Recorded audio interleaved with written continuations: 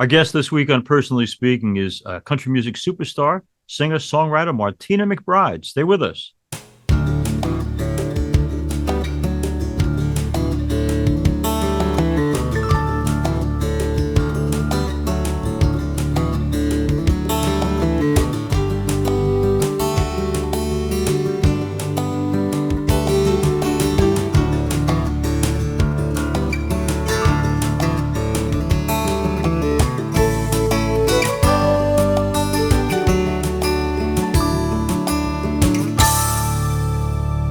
Hello and welcome to Personally Speaking. I'm your host, Msgr Jim Lisante, and country music superstar singer Martina McBride joins me now.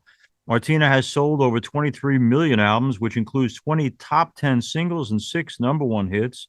She has earned more than 15 major music awards, including 4 wins for Female Vocalist of the Year from the Country Music Association. Martina's hits include Independence Day, This One's for the Girls, Concrete Angels, and My Baby Loves Me. Martina has been married for 35 years to John McBride, and together they're the parents of 3 daughters, Delaney, Emma, and Ava. She's currently on tour around the country, which includes a show on September 29th at the NYCB Theater at Westbury on Long Island, New York, my hometown. Martina is here with us today to talk about her life, her music, her family, and the values that truly mean the most to her. Before we listen to Martina McBride, though, let's listen to her sing. This is for all you girls about 25 in little apartments, just trying to get by, living on dreams and SpaghettiOs, wondering where your life is gonna go. Girls who've ever had a broken heart, who've wished upon a shooting star. You're beautiful the way you are. This one's for the girls. Martina McBride is our guest, and for us Long Islanders, Long Island, New York, we're delighted that on September 29th, Martina McBride is bringing her concert to what was the Westbury Music Fair, now known as the NYCB Theater at Westbury. Martina, there are so many people on Long Island who love you, looking forward to you coming, delighted that you come. But I have to ask you, you're on a tour bus now as we record this show, heading to Colorado. What is life like on a tour bus? Well, it's pretty close quarters. Yeah. We like it. I mean, I think I've done it for so long. It's kind of like a little home away from home. We have, we have television, a microwave, a bed, and we have sort of a bedroom in the back of the bus with a shower and a bed and, a place to get ready, like a vanity table. And yeah, it's pretty cozy. Now, do you get to bring your family with you, or are they home? My husband comes with me because he's my sound engineer. Okay. And then when the girls were little, we brought them with us, but they're 29, they're 28, 25, and 18 now. So God. they have their own lives. Yeah. Wow, that's wonderful. We'll talk about them in a little while, but let me go back to family of origin. I'm always amazed. My mom just recently passed, and I became so conscious of what I have, what I am, that are my mom and dad. In the same way, Daryl and Jeannie, your mom, when you look back at what they did to raise you, what did they do right? I think they instilled a strong work ethic and a humbleness, humility, and just kind of they instilled to do the right thing. I guess a sense of good moral compass. I grew up on a farm. In a very rural area of Kansas. And the town I went to high school in had about 200 people in it. So, there's a lot of accountability. Everybody knows everybody. You can't really hide much. And growing up on a farm, there was some hard work, and I certainly saw my dad work very hard, and so that was something that was modeled for us. And just a lot of good values. Martina McBride is also someone who has been pretty out front about the fact that she's a believer. I'm wondering, Martina, did the fact that you have a faith Did it come from your parents? Was it something as an adult you embraced yourself on your own? How did faith in your life happen? I think a little bit of both. I think it started with my parents growing up, going to church, and we went to a very small little church in that town, and singing in church and things like that. And it was always part of the fabric of our lives. And then, you get older and you explore and you question and you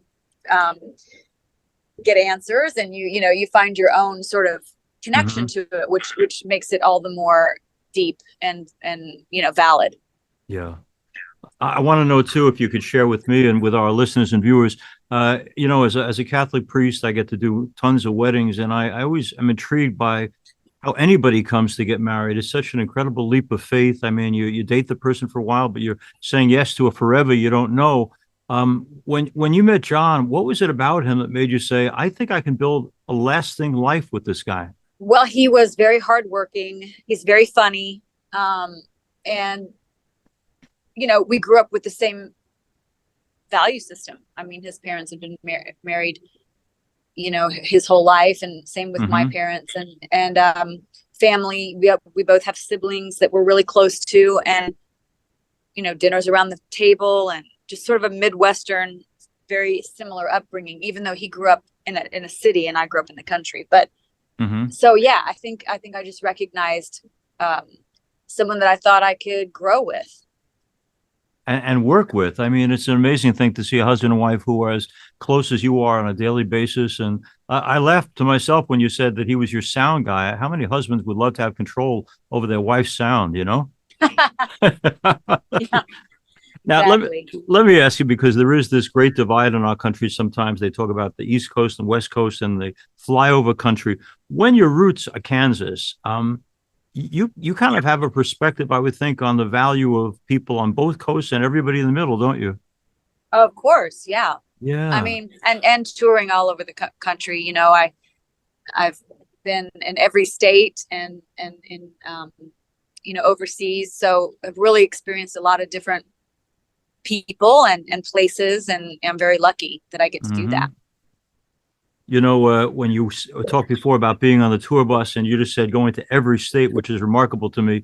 Martina, I'm wondering, when you have that experience of traveling everywhere and you get to meet people, how do you, show after show, like you come into Long Island at the end of September, how do you possibly get the energy to, like, for those people coming to Westbury Music Fair on September 29th, they're so excited to see you and they're fans of yours, but you've been doing this and you're on the road and you're putting out the best of yourself constantly. How to do it at a top level every single time? Where does the energy, where does the dynamism come from? Honestly, it comes from the crowd. I mean, I don't like to rely on that 100%. It's my job to entertain, but I think that the fans underestimate really how powerful they are and how important they are to a show. Right. Because we're on stage receiving whatever they're giving, right? So if it's positive and loving and excited, then that really fuels our performance. If it's disinterested or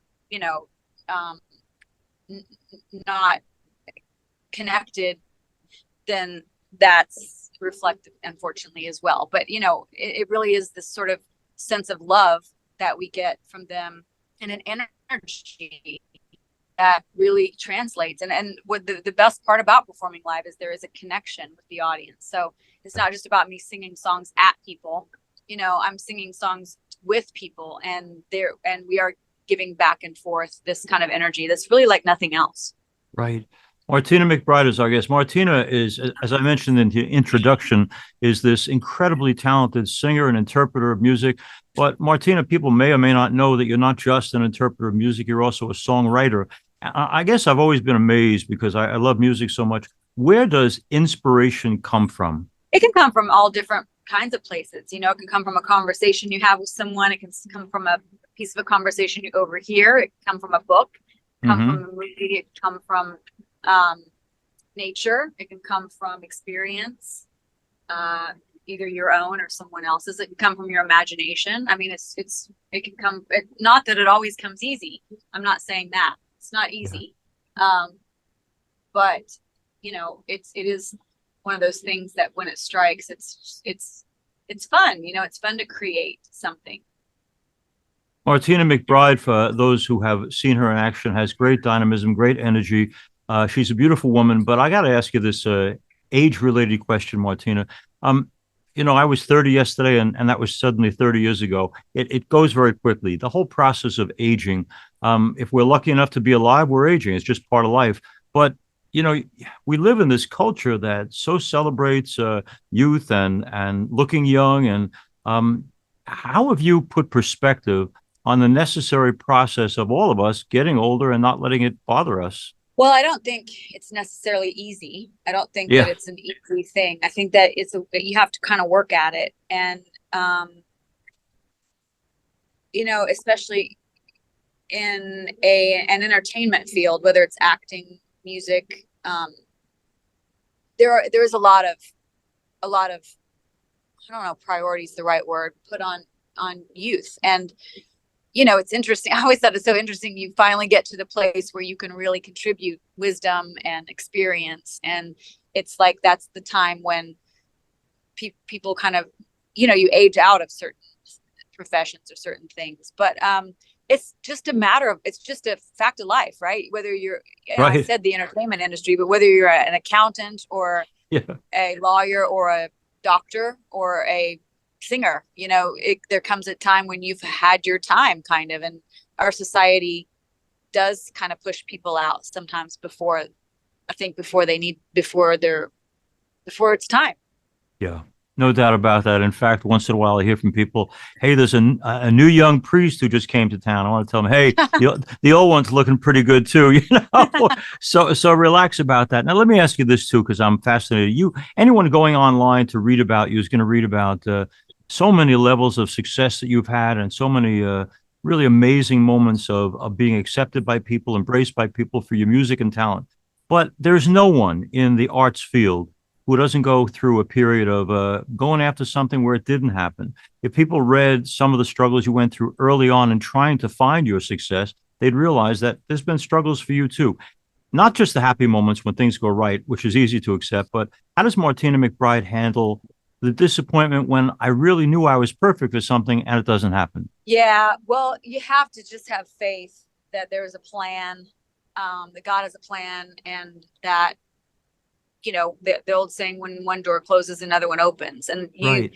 I just think you have to have faith that you weren't right for that for whatever reason, or maybe maybe you were right for it, but it wasn't right for you in the long run. Do you know what I mean? So Yes. I think that we idealize things sometimes. We're like, oh, I really want this acting part, or this, I want a #1 song with this song, I want a hit, or I want 10,000 people to show up to watch me sing, and whatever it is. Sometimes, it's out of our control, and it's really out of our understanding sometimes. So you just have to have faith that the right things happen for the right reasons.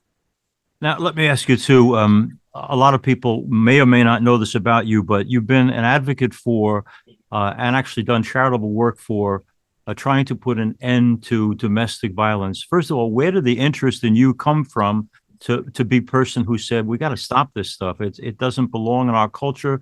It's a wrong thing to do. It's an evil thing to do to people we say we love.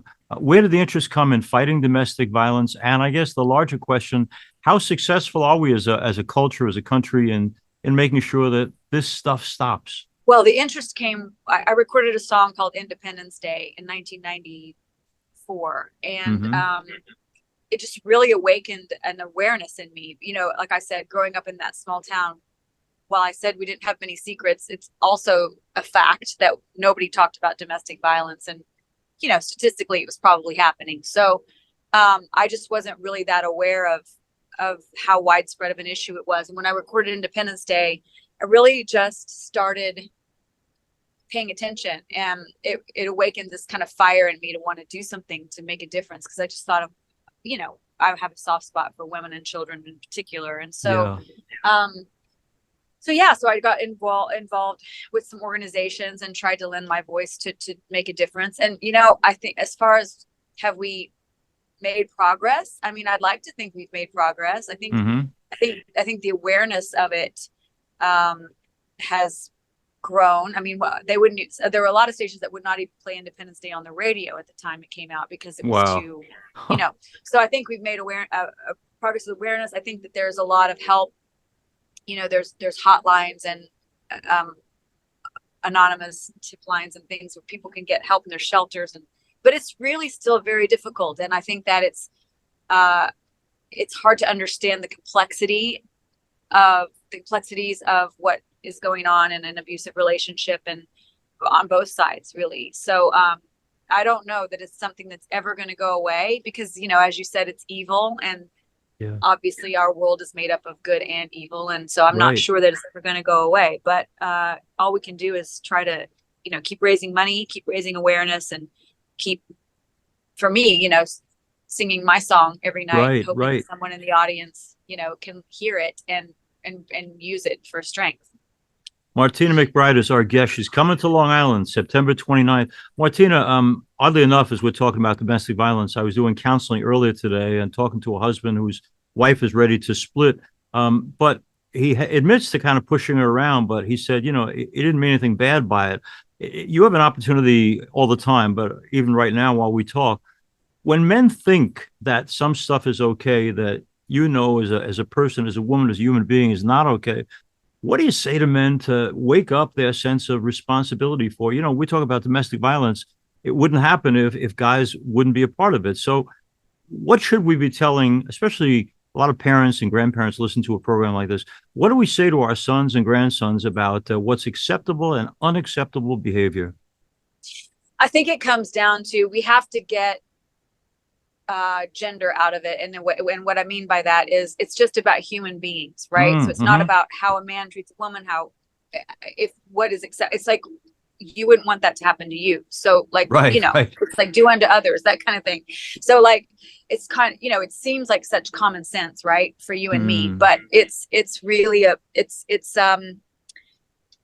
it's part of the way people are raised. It's part of their value system that they're raised with. Sometimes people just don't really know any better, and they haven't seen a healthy relationship in their lifetime. They don't really know that that's not love. That's and controlling people is not loving people. So I would just encourage anyone who's listening who thinks that they are either in an abusive relationship or might have a problem with abusing another person or their children to reach out. And there are a lot of places, there's a national network to end domestic violence. There's websites, you can go and even talk to people like you about how to get some counseling about how do I handle this? How do I change? How do I make it better? Martina McBride is our guest. Martina and John have raised 3 wonderful, beautiful young daughters, not so young anymore. I was shocked when you said how old they were. I'm thinking of them as little kids. but when I hear you raise these girls, I'm wondering, is there a right or wrong way from your experience with John to raise them in a way that the values that you treasure become their values? How do you teach values? You're a parent. I'm not. I'm fascinated by how a parent does the job of saying, I want my kids to have right values. Here's what we've done to kind of teach them. Well, that's a complicated question, and it's a simple question at the same time. You teach values by modeling. I think that people, children learn by singing what you do and hearing what you say, but mostly by seeing what you do. No matter what you say, you have to follow through and kind of walk the walk. And also, I think while you have your core value system, which is based on do unto others and all all of the things that we are taught as kids, the good things about things change. Life, the world that our kids are living in, our younger kids are living in now, is not the same as the world that I grew up in. So while I'm going to keep my same core value system and pass it on, I do have to be flexible. I have to learn, I have to be willing to learn about the world that they're actually living in. And how do I want to help them navigate that world? Because if I just say, this is the way it is, because this is the way it was when I was growing up, that has nothing to do with, the actual world that they have to go out and live in. So you have to have some flexibility and learn so that you can help them navigate that world, which is the only one that they know, right? Yeah. Do they come to you still for advice?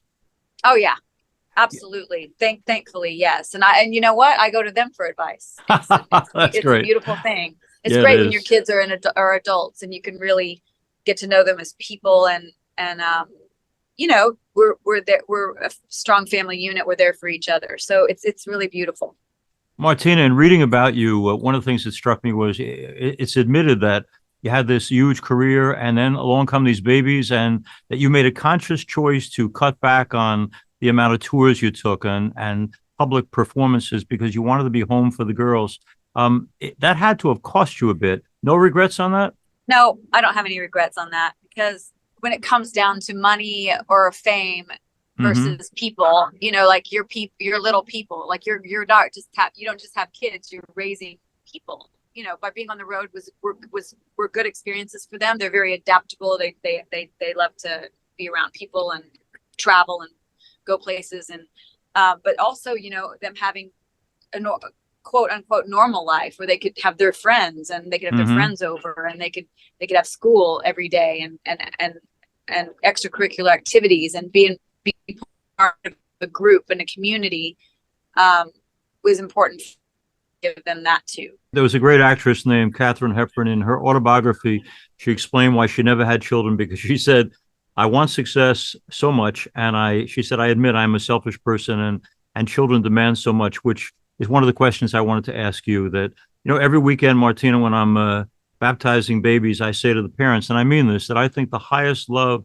in my 42 years in ministry, the highest love I recognize is the love of a parent for a child, and that you clothe them, you feed them, you educate them, you protect them, you do all this stuff. And then one day you've got to allow them to have a life of their own and to give them the freedom to choose which direction they head into. And I can't imagine a more selfless and generous thing than to raise children and then love them enough to let them go to live the life that they have to. Is letting go as a parent a hard thing to do? Sometimes, yeah, sometimes it's hard to see them, you know, they make their own mistakes, and it's hard to watch. Sometimes it's hard to sit back, but you know, like we said earlier, luckily my friends, they're my friends too. My kids do come to me for advice, and we do get a chance to talk. We do get a chance to talk through the tough stuff, you know? So, yeah, it's hard, but it's also really rewarding. It's really rewarding to see them spread their wings and find their Mm-hmm. passions and find their community, and find their own lives, you know, their own direction. Yeah. Martina McBride's our guest. She is on another national tour of many. She's coming to Long Island, New York, which we're happy about, that she'll be in our neighborhood. I promise I'm going to wrap this soon, Martina, but I want to ask you this. We are living, everyone admits, in a country that is sometimes perceived as being highly divided. It's not just our country. The world can seem so divided at times. I guess my question is a broader one about your personality. There are people I know who have given up hope, not just on America, but on the world, that we'll ever get our act together and recognize that we're all part of the same family, that we have the same God. And anyway, I ask you, are you a person of hope? Especially when we were talking before about, and I know instances of domestic abuse. You wonder, how can anybody hurt someone they once said they loved? Do you find that you are a person of hope? And if you are a person of hope, what's the foundation of your hope? Yeah, I'm definitely, well, okay. I was gonna say, yeah, of course I'm a person of hope. You know, even my songs always sort of have a hopeful, Mm-hmm. side to them. But I do get discouraged just like everyone else, and I do get frustrated, and I do worry. But my hope is in the next generation, to be honest. I think that I just feel like some younger people are really embracing love, Mm-hmm. and kindness, and caring about the environment and all of the things. And so, it's really up to them. It's going to be up to them eventually. So it's encouraging, having three daughters who care about issues, and who have strong opinions. It's encouraging to see young people step up, and young people, voting and speaking out. It's just, I think that's what it's going to take. Yeah, you just touched on something I promised my last question, but you talked about discouragement, and it triggered in my mind that Martina was going to be doing, and did in fact, perform with the Judds in the past. But at around the time that you were going on one of the tours, I know that was when Naomi had given way to despair and given way to depression. And I just wondered, I think we all know people, we all love people who have been through the real illness of depression. And it's as real as cancer. It's as real and genuine as any other illness. Do you, Martina, in your experience, what do you do when people around you are wrestling with depression? I think that it's once again, very complex issue. And I feel like you have to just let people know. I think you should check in on people. Like I have a bunch of friends, some older friends that I just try to check in on and say, how are you doing? Checking in, I think being available to talk if they want to talk, or even just sit with them if they just need you to sit with them, maybe run an errand or just some burdens. Just being present and trying to let them know that they're not alone. It's tough. I'm not a mental health expert, so I don't want to give away advice that seems too trivial or trite. But I do think that's one way that people that aren't mental health experts can help people that they care about is just by showing up. Yeah, you're absolutely right. And I love that you began by saying, just reach out. If you have a sense that people are in pain, reach out. I want to thank Martina McBride for being on our program. Martina is a great and talented singer and songwriter, but I hope our listeners and viewers have picked up today that deeply caring woman, open-minded woman, a great mom, a devoted wife, someone who has done a whole lot of charity work because she recognizes that she's been richly blessed and wants to give back, someone who appreciates her family of origin and tries to be the same kind of mom and parent to her beautiful 3 daughters. Martina's coming, as I mentioned, she's on a national tour and she is coming to Long Island, which we're thrilled about. Martina, thank you for this conversation and thank you for the gift of your music and more importantly, for the heart that you share with so many of us. I appreciate that. And it's great talking with you today. Same here, Martina. Thanks and all the best. As we end today's program, I thank you for being with us. If you need to reach me, you can get me at personallyspeakingpodcast@gmail.com. If you want to not just listen to this program, you can also see it on YouTube by going to Personally Speaking with Monsignor Jim Lisante. If you do, please hit like and subscribe. We're also on Facebook at Personally Speaking with Monsignor Jim Lisante, and now we're on Instagram at Personally Speaking Podcast. I'm privileged to serve as host and executive producer, Personally Speaking. Our producer is Lisa Jandovitz. Thanks so much for joining us. We'll be with you again next time on Personally Speaking.